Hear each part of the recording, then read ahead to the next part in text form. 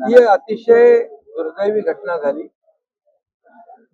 की इकडे येताना ती बातमी वाईट बातमी कळाली आणि पहलगाम मध्ये पाकिस्तानच्या दहशतवाद्यांनी भ्याड हल्ला केला. त्यामध्ये महाराष्ट्रातले अनेक पर्यटक आहेत. त्यांना नाव विचारून धर्म विचारून गोळ्या घालण्याचं पाप केलं आणि म्हणून या पाकिस्तानला जसा सर्जिकल स्ट्राईक करून मुंहतोड जवाब दिला होता तसाच या देशाचे प्रधानमंत्री आणि गृहमंत्री पुन्हा या देशात तसं उत्तर देतील आणि यामध्ये ऍक्शनला रिॲक्शन होईल.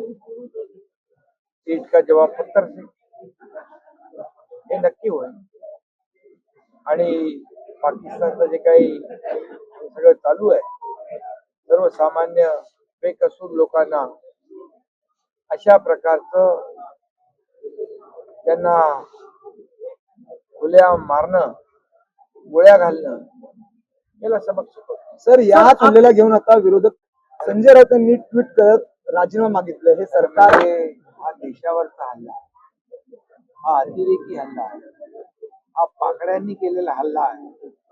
अशा वेळेस सर्व देशवासीय आपल्या सरहद्दीवर सेनेचे जे जवान खडा पहारा देत आहेत त्यांच्या पाठीशी उभं राहिलं पाहिजे. राजकारण करायला तर खूप जागा आहे, खूप वाव आहे, परंतु ज्यांना सकाळ संध्याकाळ राजकारणाशिवाय दुसरं काही सुचत नाही त्यांच्याकडून काय अपेक्षा करतात. आणि म्हणून या देशाचे प्रधानमंत्री आणि गृहमंत्री या पाकिस्तानला धडा शिकवल्याशिवाय राहणार नाहीत हा विश्वास या देशातल्या जनतेला आहे.